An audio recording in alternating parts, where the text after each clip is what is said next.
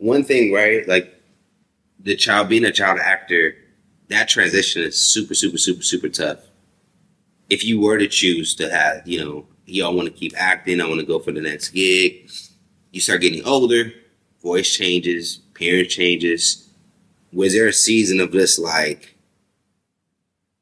did you recognize that your brand had now changed from like, is Khamani the cute cuddly kid to like, what's up? Did the industry make you feel that? Like, I'm just curious about that because I see that happen a lot when it comes to like child actors. So because I used to work fairly consistently, I didn't really get the opportunity to do the things that I wanted to do because they would come at an opportunity cost of the acting. And it's like the acting is the primary goal. So things people probably didn't know about me. I was on my high school basketball team. I barely played because I would either work or I would go on auditions. And it's like, it's cool enough to know that you made the team.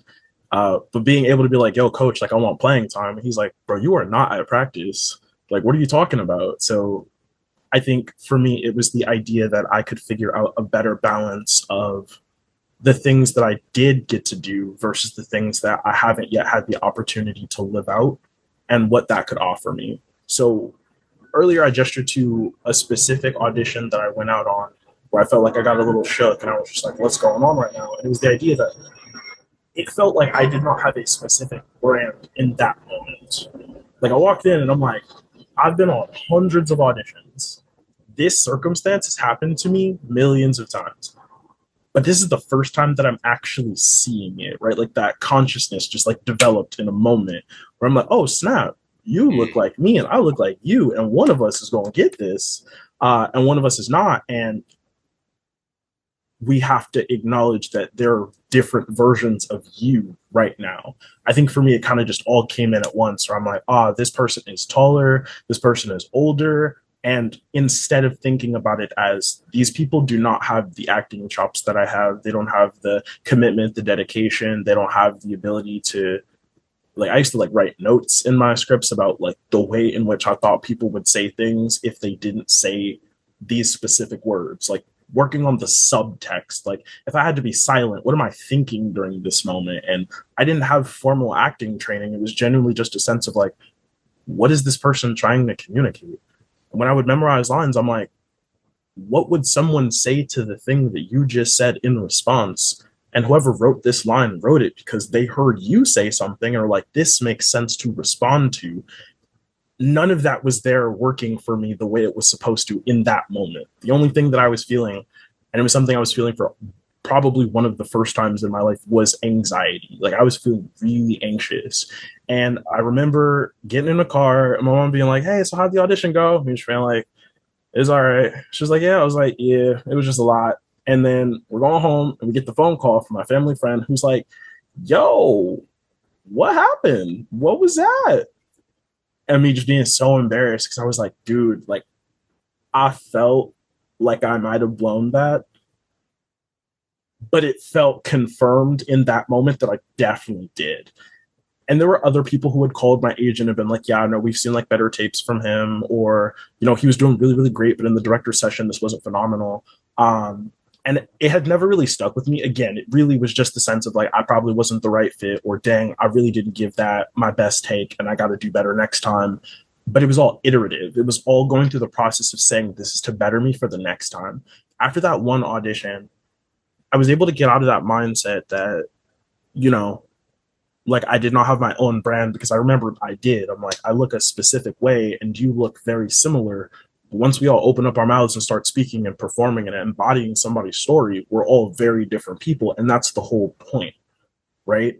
But I think the difficult part about being a child actor is that if you're not in classes, if you're not getting that kind of instruction or people are teaching these kinds of things to you, the mindset that you have as a competitor is slightly different from the mindset you have as someone who has been working in this industry consistently. There's nuances, there's norms, there's things that you should be aware of. So the first time that I felt like I got really anxious, I didn't have that pipeline established to figure out how to move through it. It was only until well after that I was like, oh, you know what?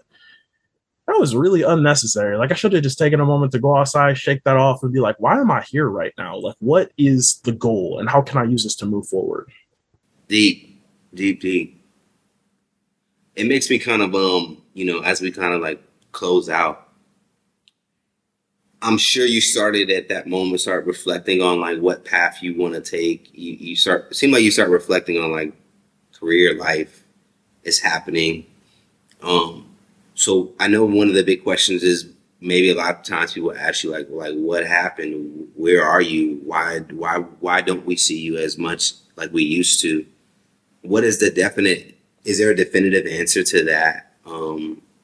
And it seems like from the vantage point you went to school and just kind of like I wanted to live kind of like a regular life. I wanted to go this direction, but like, what's your response to that? Like, Kamani, where you been? Why haven't I seen you? This is for the people that want to know that. Like, what's going on?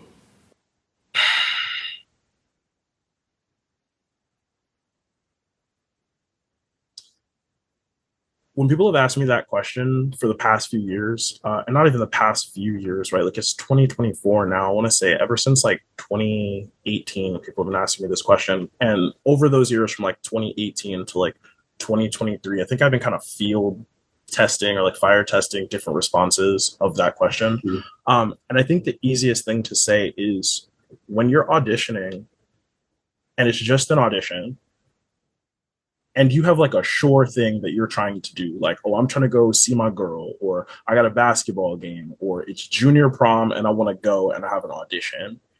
You don't have that sure bet that you're going to get it. And you know that the opportunity cost means a lot to you. Like for me, there were moments where I was like, yo, hey, like I actually do want to continue to play for the volleyball team because I did volleyball too. And I was like, I love playing volleyball. Like indoor, we used to go crazy in North Hollywood. And it it felt like I was really losing out on opportunities, especially because I already had done this thing.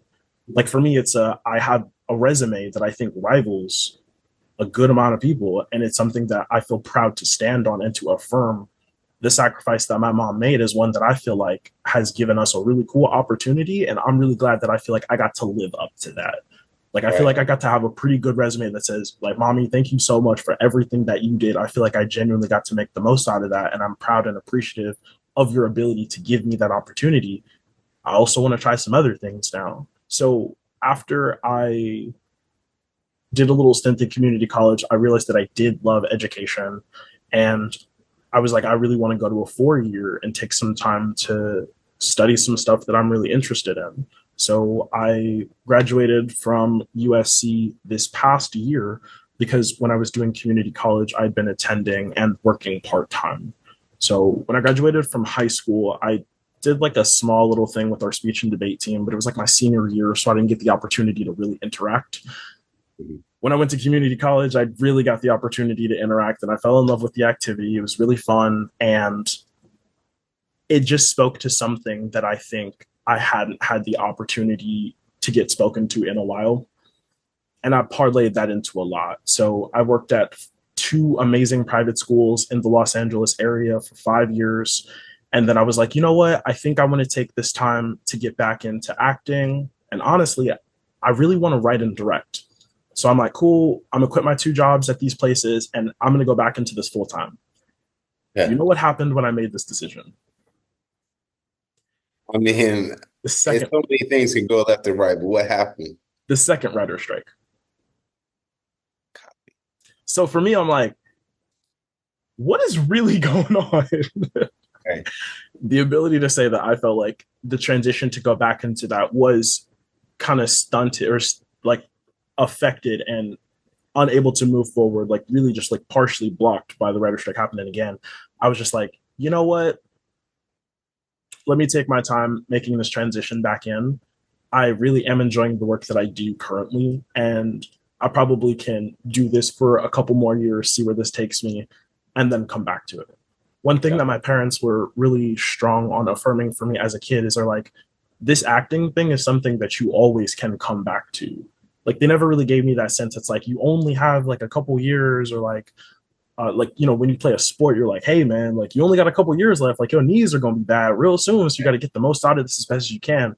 They never really gave me that perspective with acting, so there wasn't a lot of pressure that was instituted at all. So it always felt like something that I would be able to get back into. And knowing that I had these connections from literally growing up as a child there are individuals that check up on me and are like, what are you doing currently? And I'm like, I'm teaching, I'm coaching, and I'm having a lot of fun, and I'm creating other pathways that I only could have created from hard work and not from the acting work that I had done. And I think that that was kind of cool to say, what else can I do in addition to this dream that I've had?